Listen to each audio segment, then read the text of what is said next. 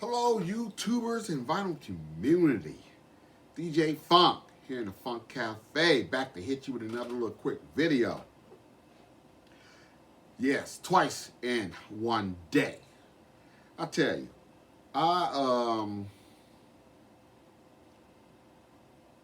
was down here just listening to music and just having a good time. I know you saw me earlier. Yes, I just woke up, had a cup of coffee. That was morning. Now I think it's like after 8 maybe, 8:30. I lost track of time. But that's what happens when you're just hanging out, playing your records, and watching videos, and just having a great time. So I figured, why not just pop back out and do another video and show and also talk about something that happened in the course of the day while watching videos. Mainly my first video. But some of the stuff I was spinning. Sister Sparrows and the Dirty Birds Band. It's been a long time since I spun this. I bought this back in 2012. This is this band's second album. They're based out of New York, New York, and led by a female, very bluesy type voice. They got them listed like a funk and soul rock and roll band, but to me it's I hear the funk, I hear the soul, and I also hear, like, to me, blues. But this is the second album. I think they had like 5 or 6 altogether. And this was a blind buy for me. I was out, saw this cover, thought it might be interesting, and I picked it up. And when I got it home, dropped the needle, I loved it. So yeah, Sister Sparrow and the Dirty Birds, a band based out of New York. This is the second album called A Pound of Dirt. Yeah, you gotta read the spine, cause yeah, A Pound of Dirt. You know. So if I had to say a good blind buy, yes, a good blind buy. Haven't spun this in a long time. You don't see this much either. Grace Jones. Warm Lettering. Yes, I pronounced that right. This is like a R&B, funk, reggae type album. Pop. You know, Grace Jones, she does it all together. Only Grace Jones. I enjoyed this album. Yes. On the Allen label.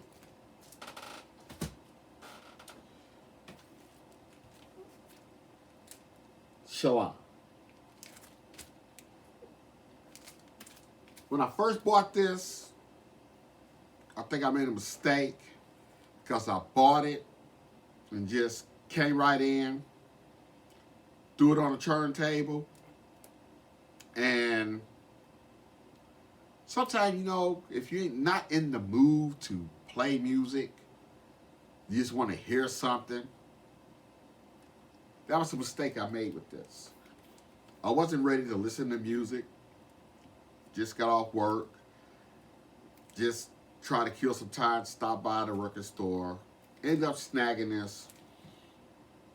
And brought it home, opened it, threw it on the turntable. And I didn't pay much attention, I guess. So, took it off turntable, put it on the shelf. It got my undivided attention today. I love this album. I love it. It's like experimental. It's like her voice sounds so pure, so clean. I tell you, I know she's trying to separate herself from her more famous sister.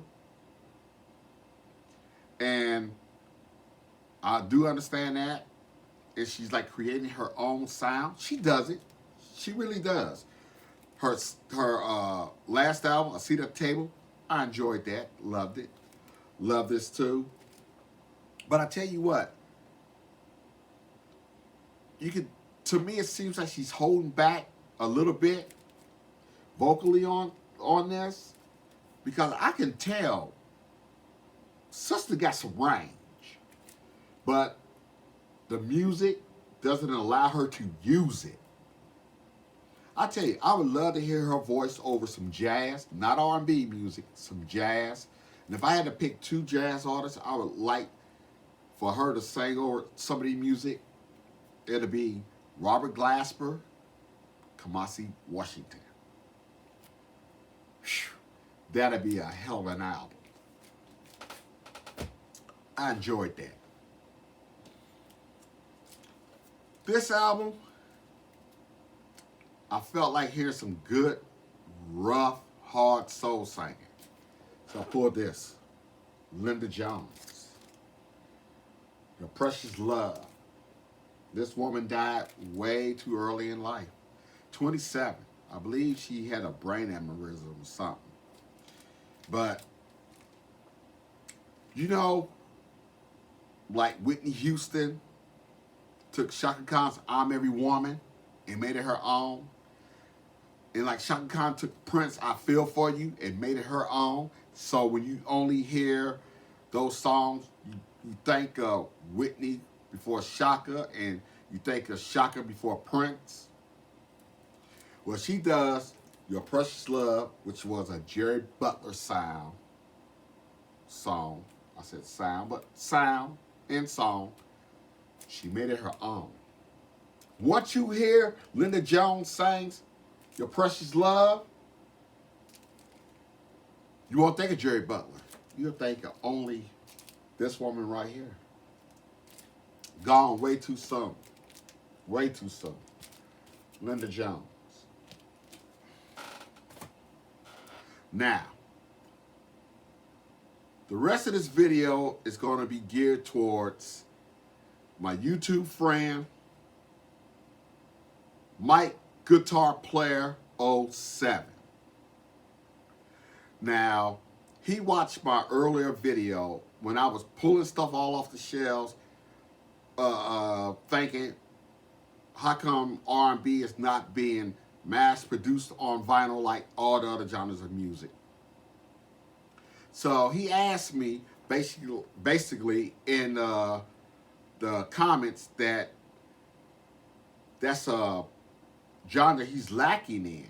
So he asked my opinion, which I'm flattered. Nobody asked for my opinion, you know. But I'll be honest, I'm not an expert on music. I get music, I buy music because I like music. And whatever I hear and like, I buy it. And that's how I always live my record collecting life. If I like it, I buy it and I enjoy it, because the music I buy is for me and me alone to enjoy. So that's my philosophy for me, and it works, and so far so good. But getting back, Mike, I wouldn't throw you into the stuff I was showing, because that stuff was like early 2000s, 90s, and 80s music, R&B. That it was more like a wish list for me.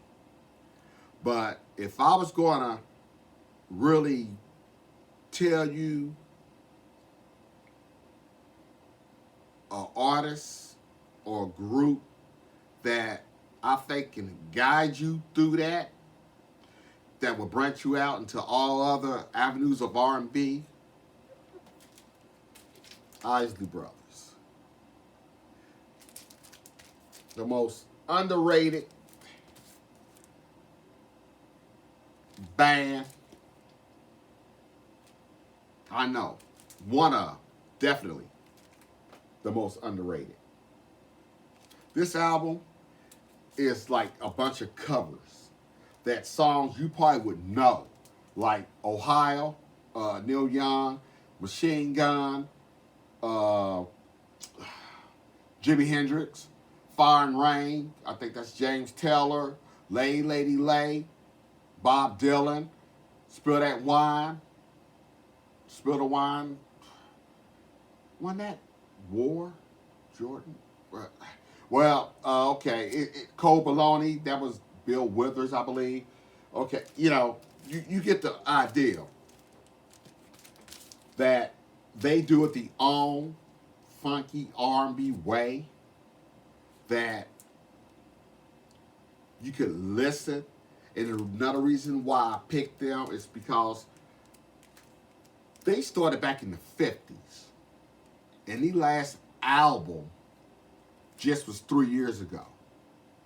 So that's another reason why I picked them for you to get into and start listening to, is that decades of them just climbing and changing and adjusting their sound to the decades that were coming, and they did it. So you can start listening to the Isley Brothers, and then to branch out and guide you through other avenues of R&B. This is Forever Gold, the greatest hits. Now this was like early 70s, I think 71, 72. This is taking you from 73 to like 77.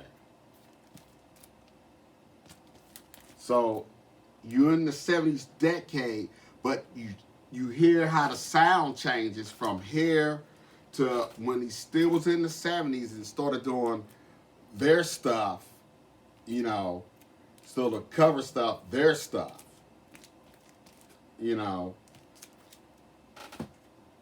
And the reason I said them, like I said before, this is their last album, which was done in 2017.